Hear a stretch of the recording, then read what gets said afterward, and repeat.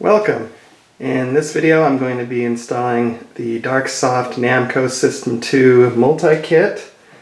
The Namco System 2 board came out in the late 80s and had some pretty well-known games on it, such as Cosmo Gang, Dragon Saber, Ordyne, Phelios, Rolling Gunner 2, Valkyrie no Densetsu, so it should be a pretty fun multi to enjoy some games with.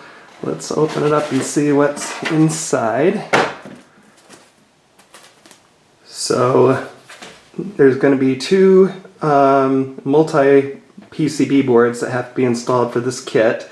This is the one that will go onto the CPU board, and it's pretty much comes fully assembled as is. We'll have to remove these modules one at a time and get them programmed, but we'll cover that later. And then underneath, this is the PCB that will attach to the video board. Same deal, we're going to have to take the modules off and program them, and then over here on the left we've got selector dial to select the game. This is the little module that you use with a ProMan programmer to program the flash modules. So yeah, that's what comes in the box. Next I'll go ahead and grab my System 2 donor board and we'll go over it. Alright, this is my Namco System 2 donor game. This is Rolling Thunder 2.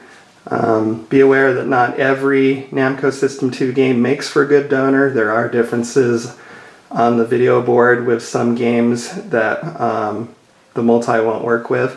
I'll put a list in the show notes of which games do and don't make for good donors. As I mentioned earlier when going over the multi-kit components, there's two PCBs, a CPU board and a video board, and the flash kit has a board that we'll install on top of each. Alright, I'm on handheld camera here for a moment. I think an important first step is to make sure that your donor board is healthy to begin with. If you have any glitches after you set up the multi-kit, you want to make sure that it's not because of a problem of the donor that you started with. So you want to plug your donor into a cabinet or hook a super gun up to it. In this case I have a Haas super gun connected, and I'm just going to turn it on and spend 30 seconds checking everything over. So we've got the RAM test, we've got sound, graphics look clean, no glitching or lines running through anything. I'll go ahead and coin up. I'm going to play this one-handed, so I'm not going to be very good at it, but okay, we got left and right, we got action buttons are working, we got crouch, I can look up. So yep, everything seems to be in good working order. Some games have a control test in the service menu. Unfortunately, this game does not, but I can at least see that it does go into the service menu. So yep, this donor looks healthy. Time to move on to installing the multi. Alright, I'm back at the kitchen table and I'm going to start prepping the donor for the multi installation. So the first thing to do is we need to separate the two boards away from each other. So look at any kind of spacers you have between the boards. In this case I've got the original plastic factory spacers. Honestly, I'm not really a fan of these. I think they tend to bend over time. I'll probably go ahead and swap in metal spacers at the end of this. But for now, we just need to get these apart. So if you have these plastic spacers, you can just use some needle nose pliers to squeeze the legs together on the top of the fastener. You can kind of pry the board up a little bit while squeezing. Naturally, this is hard to do on camera, but there we go. Just like that, separated. And so I'll go around and do this on each of the corners off camera. Okay, I've loosened the top of each of the corner fasteners, and now can lift the board away and you can see the two connectors that hook the boards together. Alright, now I've got the CPU board set out here by itself, and we need to remove some of the ROMs. Note that not every socketed chip gets removed. It's only going to be the ROMs that drive game data that are going to come out. So to start with, the first two will be these two right here that drive the main CPU. I've got this little chip lifter here that will safely kind of get under the edge and lift it out. You can use a small flathead jeweler's screwdriver as long as you're careful not to go in at an angle and gouge the board. So anyway, I'm just going to slip this in here and kind of lift that up like that a little on that side. That up a little bit here on this side.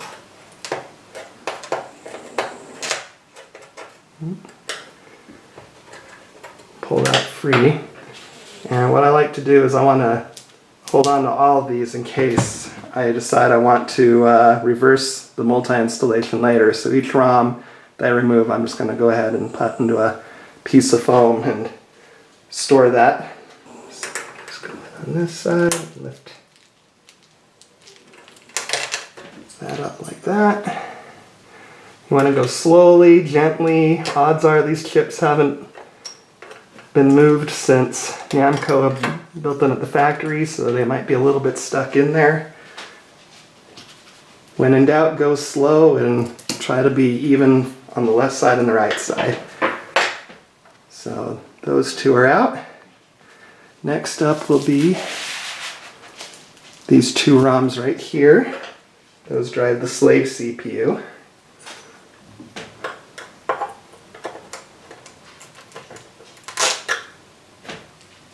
A little left there. Oh, that one's sticking a little bit. There we go. And then we'll get its buddy right here.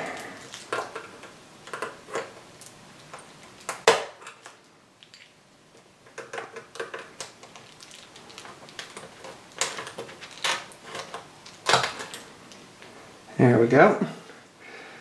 Okay. There's a lot of these to pull, so I'm not gonna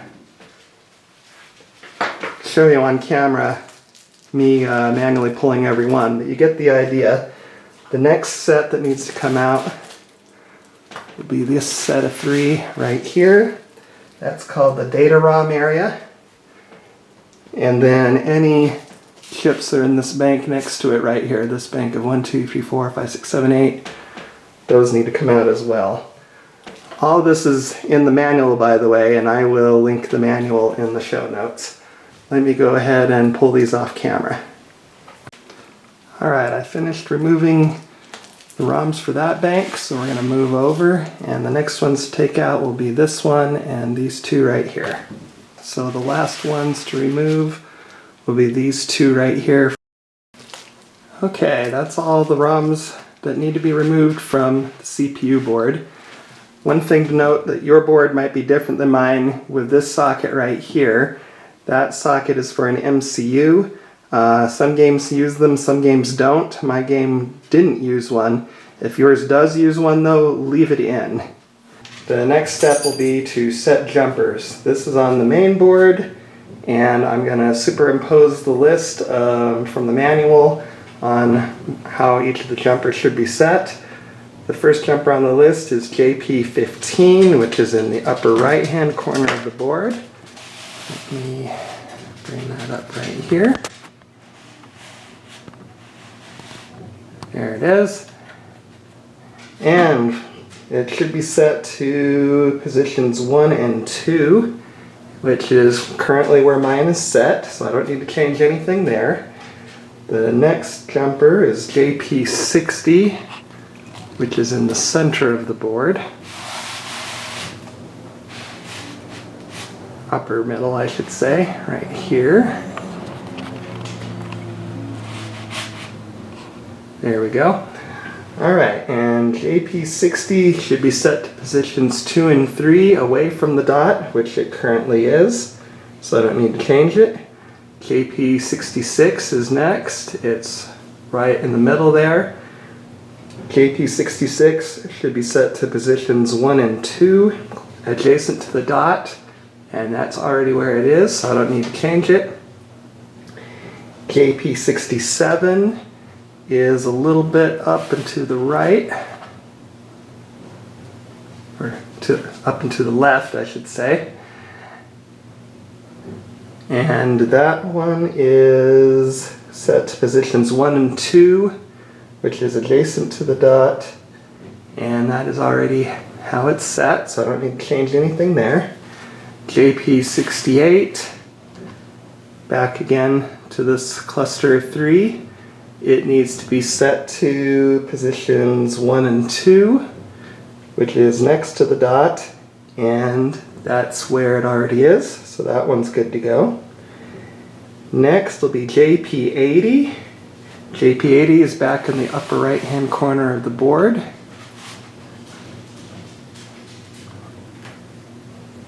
There it is right there. JP80 should be set to positions 2 and 3 away from the dot, and that's already how it's set. JP86 is next. It's just to the left right here as we see, and 86 should be set to positions 1 and 2, which is adjacent to the dot, and that's already where it is. Next will be 87. That's further to the right. It's should be set to positions 1 and 2, next to the dot. That one is not in the right spot, so I'll go ahead and change it here. So I'm just going to use my fingernail to pop that jumper off, and I'll move it to positions 1 and 2, and press it back on. And if you happen to have to change a jumper where you can't get it with your fingers, tweezers work very well. JP88 is the last jumper we need to set on this board. It's all the way on the left right here, and it needs to be set to positions 1 and 2, which is adjacent to the dot, and it's already set that way. So looks like I only ended up having to change one jumper for this board. It's very important that you go and double check the full list of jumpers, because when you put the multi together, the multi's board will cover up the jumper settings, and so if you get one of the settings wrong, you'll have to take the multi PCB back out to make changes. So save yourself some work and double check your work with the jumper settings before moving on. Alright, now that I've set the jumpers, the next step is handling the grounding points. The CPU board has 3 grounding points. There's one here on the middle, there's one down here in the lower left hand corner, and there's one in the upper right hand corner. They are metal tabs that stick up higher than the height of the chips adjacent to it. Those metal prongs will scrape on the bottom of the multi-board once it's installed, so they need to be handled. You can either desolder them off the board if you know how to do soldering work, or you can take some needle nose pliers and fold the metal tabs over. Either option is fine. Both options are reversible if you decide to remove the multi-board later on. In my case, I do know how to solder, so I'm going to desolder these 3 points off the board, off camera, and I'll be right back. Alright, now I've removed the grounding points. I've desoldered them from the board. I went ahead and decided to hold on to them along with the original ROMs, just in case I ever decide to restore this board back to the original. That is the last of the prep work for getting the CPU board ready. We'll move on to the video board next. Alright, here we have the video board, and I have it oriented so that the connectors that go to the CPU board are towards the bottom. Similar to the CPU board, there's going to be some socketed chips we want to remove and others that we want to leave alone. With this board, the ones you want to remove are any chips that are in this bank of 8 up here in the upper right hand corner, and any chips that are in the second bank of 8 here in the center. Any other socketed chips you want to leave alone. So leave these ones alone, leave this one alone. Anything below the middle, leave it alone. So only pull chips from these two banks here. And I'll go ahead and do one on camera again, just so you get the idea. Let me zoom in. There we go. And so using a chip lifter, or you can use a flathead screwdriver if you're careful. You want to get between the lip of the chip and the socket and just kind of lever that up gently, like so. Get that side up a little bit, and then go over and do the other side a little bit, and pop that right out. And just repeat that for the 8 chips as I mentioned in those banks. Alright, I now have lifted all the chips from this bank of 8 and this bank of 8. I went ahead and put them on foam again to hold on to them for later, just in case I ever decide to reverse this process. Next step, similar to the CPU board, there are jumpers we need to set. I'm going to go ahead and turn the board around 180 degrees and then show you where those are at. Alright, here we are at the video board, and I'm ready to set jumpers. So there's a cluster of 4 jumpers in the center, just above this white connector, and there's another cluster of 4 jumpers here in the lower left by the bank of sockets down there. Let's go ahead and look at the center ones. There they are. Alright, so JP1 right there needs to be set to position 2 and 3 away from the dot, and it's already set that way. JP2 needs to be set to positions 1 and 2 adjacent to the dot, and it's already on the correct setting. JP3 is right here. It needs to be set to positions 1 and 2 and be adjacent to the dot, and that's how it's set. JP4 needs to be set to positions 2 and 3 and away from the dot, and that's how that one is set. That's it for those 4, so let me zoom out a little and we'll go to the lower left hand corner.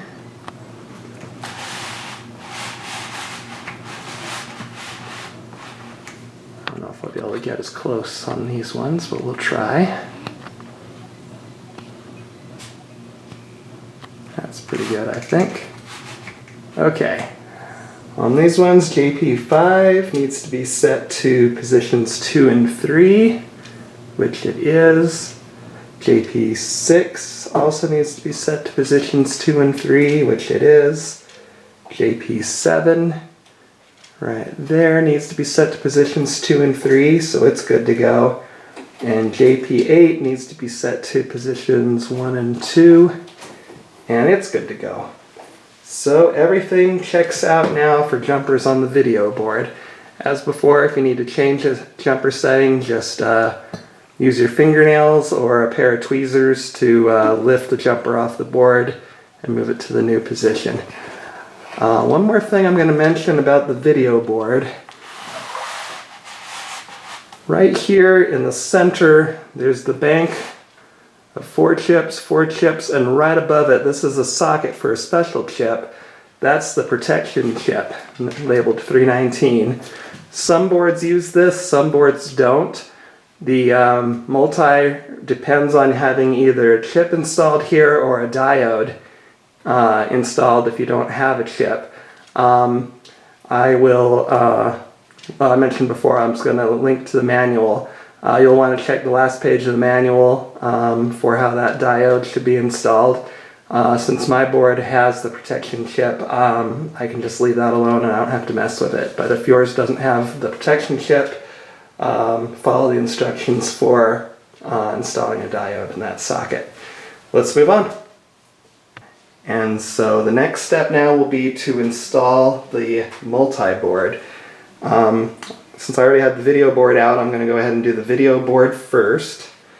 And the video board flash board is going to set into the sockets, and you want to orient it in such a way that the 3 flash modules are pointed towards the inside of the board. I'm going to switch to the handheld camera and show you how it looks like from the pins setting down into the sockets. In a nutshell, the pins that extend off the bottom of this board are going to press into the sockets underneath. Alright, I'm in handheld camera mode to show you how the pins for the multi-board, for the video board, should press down into the sockets.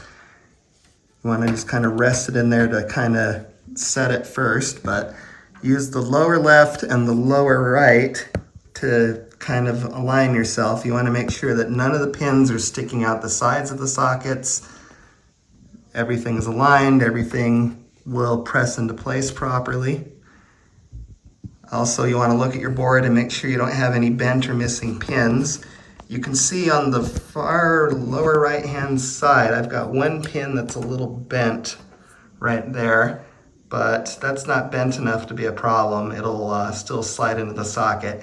If you have any pins bent far enough out of alignment that'll be a problem, then you can use some tweezers or needle nose pliers to carefully straighten the pin out. Don't bend it too much, you don't want it to snap off. But basically just, go ahead and check your work before you press anything down. Check it from different angles. Make sure you don't have any pins sticking outside of sockets. Everything looks good in this case. So what I'm going to do is I'm going to support the board with one hand from underneath, and then using my other hand I'm going to press down and press the two boards together, and I want to apply pressure where the sockets are. So kind of some pressure here, some pressure here, some pressure up here.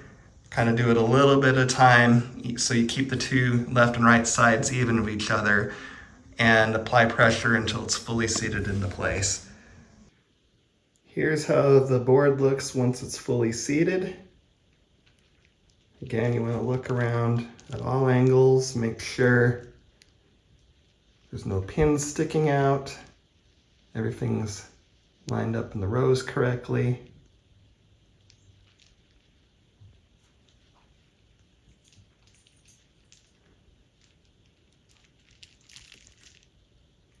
Once you start to press the sandwich together, you'll kind of feel the pins drop into place after they overcome that first bit of initial resistance. Note that by design, the top of the multi-board will overlap these chips slightly, so that's not a problem as long as it's not physically rubbing against the chips in any way. All right, this looks correctly seated and ready to go. Time to move on to the CPU board fitting. All right, here's the CPU board, and I'm now ready to install the multi-board for the CPU board into it. Again, there's going to be rows and rows of protruding pins that will install into the sockets. You want to inspect all those pins and make sure none of them are bent over or missing. If they're bent, you can use some pliers to straighten them out. Let me get this lined up with the sockets and I'll switch to the handheld camera and show you how it should look. Alright, here we are with the CPU multi-board positioned and ready for installation. Again, you want to examine it from all angles, make sure none of the pins are sticking out the edges on one side or another. You want to make sure no pins are going off the edges. There are a lot of pins on this board. Let's see, there's none on that side. So you be very careful before you start pressing it into place and just make sure that everything looks lined up on all sides. Yep, so make sure all the pins are lined up correctly with none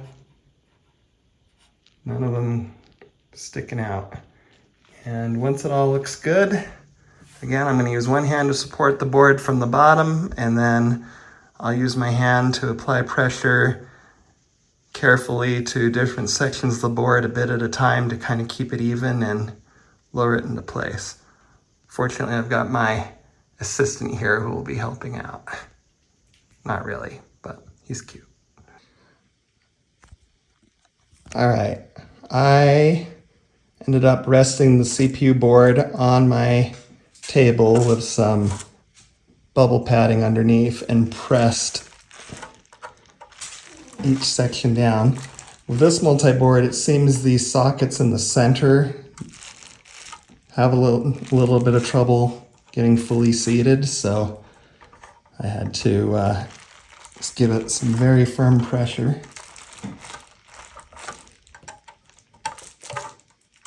Everything should be fully seated now. Let's go ahead and examine it. Here I am examining the board after pressing it into place. Everything looks good. Everything is fully seated, no pins sticking out.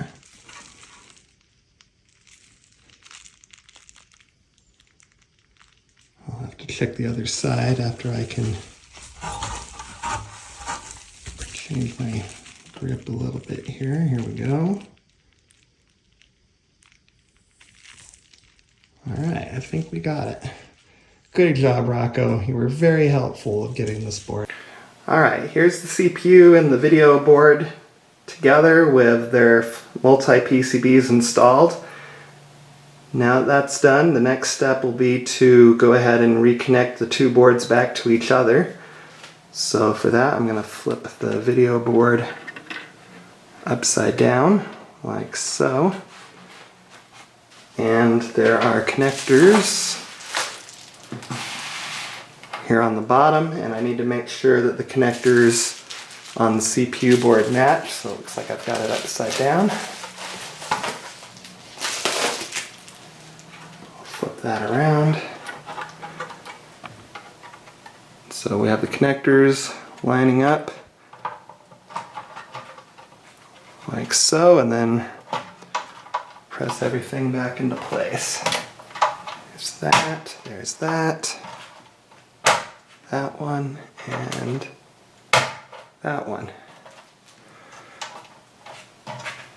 Okay.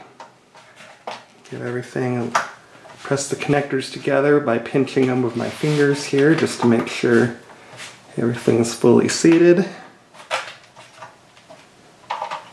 Squeeze in on the four corners. Okay, this looks good. Alright, the next step is going to be to program the flash modules that hold the game ROMs for the CPU board. You'll notice that there is a label on the multi-silk screen that labels each module what it's for. We've got voice, SHA, etc. What I'm going to do is, before I take these modules off the board to program them, I'm going to go ahead and label them with a label maker. You know, or you can use whatever kind of labels you like, but let me go ahead and label these first, and then we'll talk about programming them. Alright, now that I have all the modules on the CPU board labeled, I can go ahead and remove them and take them to be programmed. It's a little tricky to get these removed. They sit on there very tightly. You don't want to bend any pins. What I like to do is kind of use both hands and just kind of lift a little bit on each edge, alternating back and forth. Little by little.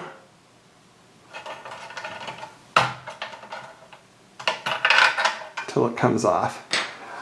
Alright, let me go ahead and remove the rest of these modules off camera, and I'll pick it up from there. Alright, now I'm down in my workroom with the modules that I removed from the CPU board.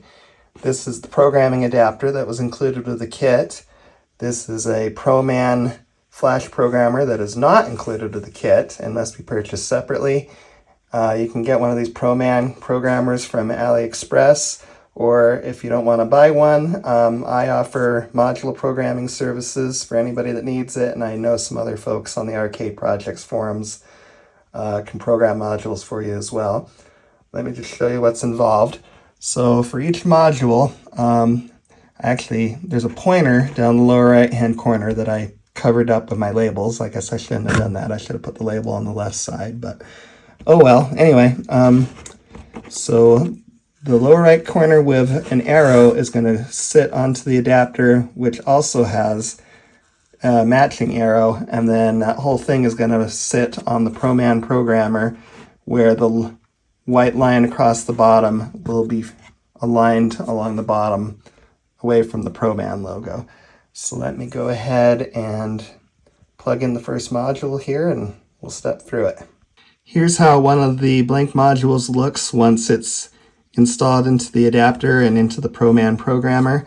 You want to make sure the pointer in the lower right hand corner is lined up with the adapter's pointer.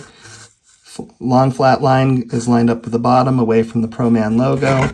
Make sure the module is fully seated. You don't want to have any pins sticking out on either side. Don't want to miss a row of pins. Make sure it's fully seated into the programmer. And the ProMan connects to a Windows computer with a USB port right here. Just plug a cable in.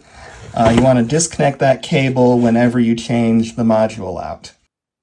All right, I'm now on my Windows computer and I'm ready to start programming the Flash modules. In my window on the left, I have the ProMan programmer software that can be downloaded from the System 2 multi-thread on the Arcade Projects forums. On the window here on the right, I have the files that need to be written to each Flash module. I'm not going to tell you specifically where to download these. I'll just say that if you go to a certain archive website and do a search for multi-packs, you should be able to find it pretty easily. So with ProMan software, it's got two executables here. One is for programming NAND type of flash memory and the other is for NOR flash memory. This kit uses the NOR memory, so I'll launch that one.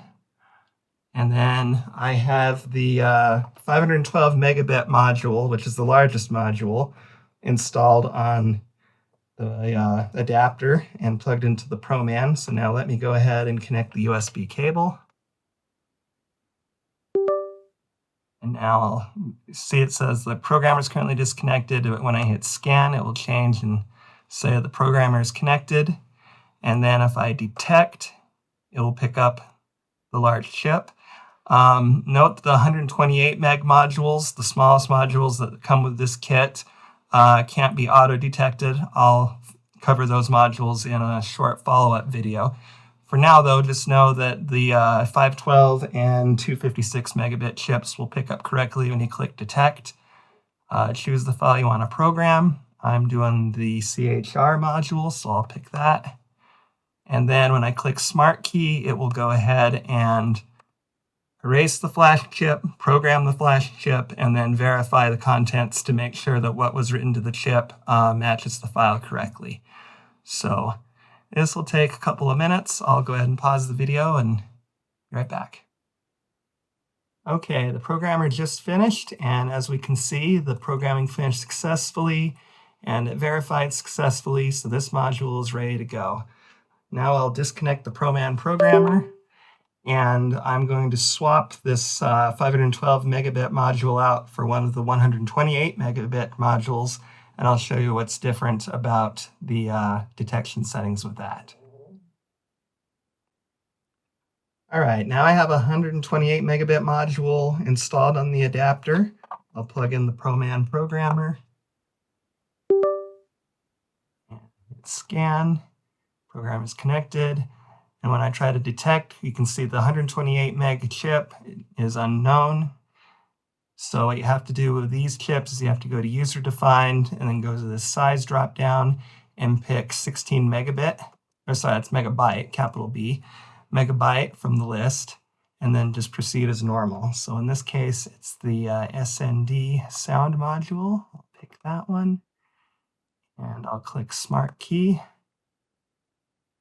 and we'll let it run. These small modules program pretty quickly, so we ought to be able to see the results pretty fast. It's there. Okay, as we can see, it erased, programmed, and verified successfully. So just be aware, with 128 meg chips, set it to user defined, set it to 16 megabyte, and proceed, and you'll be just fine. I'll go ahead and program the rest of these modules, and then I'll go and install them on the board. Be right back. All right, now I'm back to the CPU board with all the modules programmed. All you got to do now is simply reinstall them back to each spot that you took them out of. As I said, you want to label them first. In this case, I've got the sound ROM labeled on the board right here. I've got the module that corresponds to it. I covered up the pointer in the corner, but you want to make sure that pointer in the lower right corner lines up. Make sure all your pins, I can't know if I'll show up on camera, but anyway, make sure all your pins line up on the socket. You don't want any sticking out on the sides.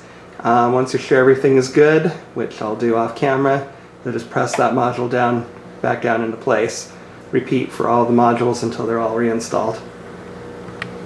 Alright, now I have all the CPU modules reinstalled back to their original places. Ready to move on and flip the board over.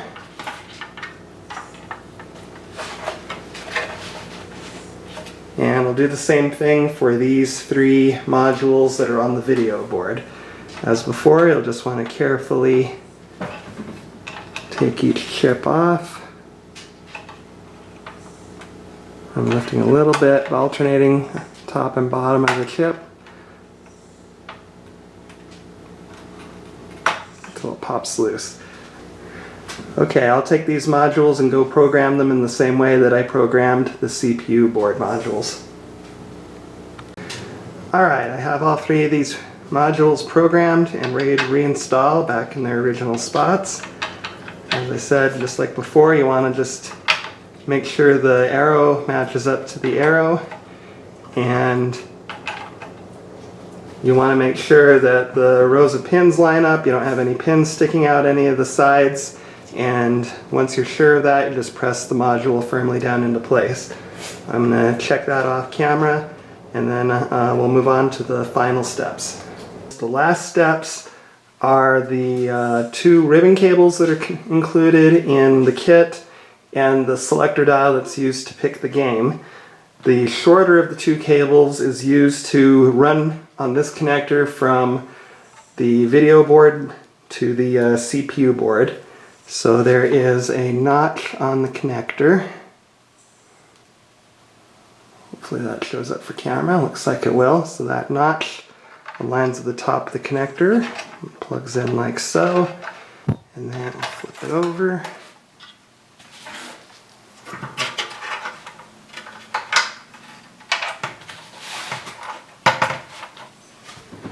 And the one where the connector, it says right here to main PCB, connect that in right there. And then the game selector also has a notch. I think that shows up on camera. Whoops. Plug that in here to the game selector port. And then I need to unwrap it a little bit here. The other end will connect with the notch into the selector like so. Alright, that should be it. I will take this back down to my lab and connect it to the super gun, and we'll see if it works correctly. Alright, I have the System 2 with Multi installed back in my workroom, and I did find out that I do have a problem, but I thought I would show what that is before I go hunting for it. One thing I should always note, no matter what, you want to check these dip switches and make sure they're set to off whenever you change to a different game. The reason why is that different games use different dip switch settings, and what works right for one game might not work for another game. So just to make sure that you don't have problems from incorrect settings, turn all those off whenever you change games. I have the selector dial set to game 2 at the moment. That's probably too small to see, but take my word for it. When I turn it on, It starts the test. That looks okay.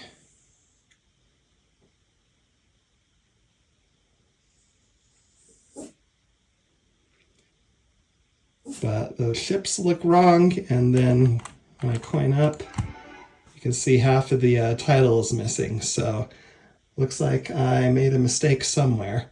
So I'm going to stop camera and go double check my work. I might have written one of the graphics modules incorrectly, or I might not have it installed correctly on top of all the pins. So let me track down what the fault is, and then I'll report back. All right, I'm now back in my workroom after double checking my work.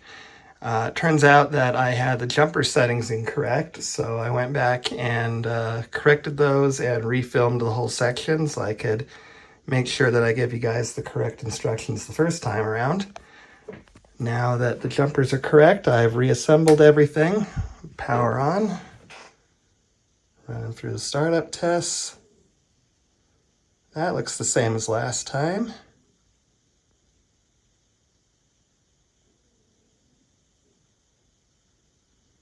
That looks much better though. No more black background.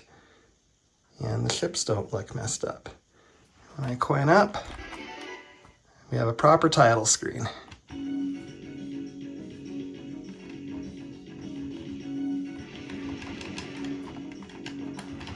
All right, so I think, let me go ahead and just turn this off and change to one other game just to make sure. I'm just gonna pick another one on the dial here at random. Turn it back on. Looks like this time I picked a vertical game. That 33 TTP startup message is normal when changing to a new game. This board saves some settings in a rewritable EEPROM, and the 33 TIP setting just lets you know that the EEPROM was reinitialized with fresh settings. So that's normal and expected when changing games. We'll continue. Looks like I got Dragon Saber this time.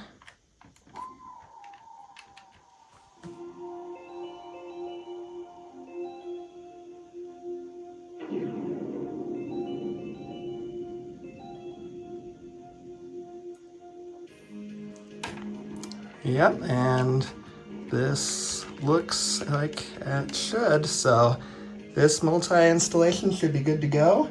I hope you enjoy your multi after following these steps, and have fun, and I'll see you at the next project.